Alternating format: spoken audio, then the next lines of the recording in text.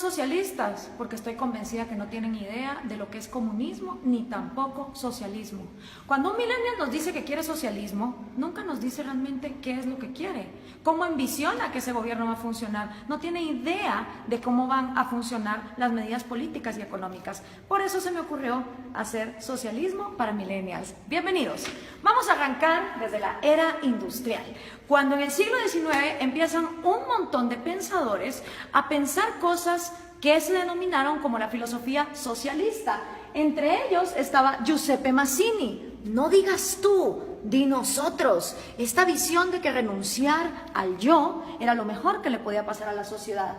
También Pierre-Joseph Proudhon, que dijo, la propiedad es robo. Estos dos contemporáneos inspiraron a Carlos Marx y a Federico Engels. Carlos Marx y Federico Engels se conocieron en 1843, 5 años antes de que escribieran el Manifiesto Comunista. Carlos Marx, hijo de padres judíos que dejaron la religión judía y se convirtieron al protestantismo, fue expulsado de Alemania, de Francia, de Bélgica, hasta que finalmente se va a Inglaterra, y en Manchester, junto con Federico Engels, un burgués, un hijo de industriales, ellos dos pues hacen el Manifiesto Comunista y describen el capital. Cosas interesantes. Carlos Marx trabajó muy poco en su vida y a la edad que yo tengo, 31 años, se retiró para ser un mantenido de Federico Engels por el resto de sus días. Vivió en Soho, Inglaterra, todo ese tiempo, y después de los 31 años nunca más volvió a trabajar.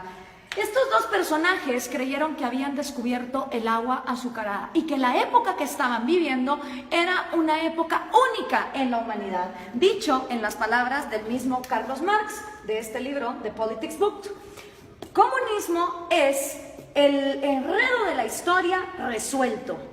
Para ellos el comunismo venía a resolver todas las luchas históricas. Según Marx y Engels, después de ellos la historia no volvería a ser la misma. Pero pensemos un poco en cuál era el mundo industrial en el que se movían Carlos Marx y Federico Engels. Para empezar, la filosofía que estos dos señores hicieron estaba inspirada para Alemania e Inglaterra, países industriales que tenían una gran industria que estaba cada vez más creciendo, no para países agrícolas. Y resulta que ni Inglaterra ni Alemania pusieron jamás en práctica las teorías de Marx ni de Engels tampoco. Quienes las pusieron en práctica fueron países agricultores que no contaban con las particularidades que Carlos Marx decía deberían de ser lo primero que debería haber, que es capital, manufactura e industria. En los países que más adelante vamos a ver, nos vamos a dar cuenta que no se puso en práctica. Además de esto, pensemos un poco en el mundo de estos dos señores.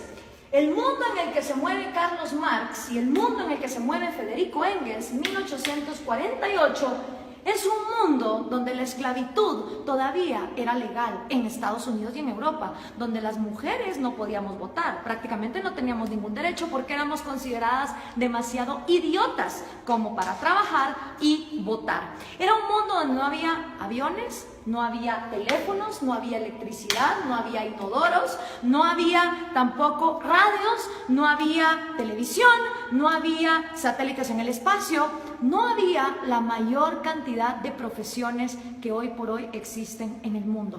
Era otro mundo. Era una época donde estos dos hombres tuvieron la arrogancia de decir, de aquí para adelante la historia ya nunca va a cambiar. Ellos no tomaron en cuenta los avances tecnológicos, pensaron que la industria y esa época de los miserables iba a quedarse ahí para siempre. ¿Y en qué se basa esta crítica que estamos haciendo de el comunismo? Pues se basa en la crítica al proyecto de Gotha, escrito por Carlos Marx, El Capital, también escrito por Carlos Marx en 3 tomos, que por cierto el segundo tomo se imprimió luego de que Marx haya muerto, él ni siquiera lo vio publicado, y por supuesto el Manifiesto Comunista. Vamos a ver entonces, el Manifiesto Comunista se basa en 2 fases. Esta es la primera fase que tiene 10 puntos.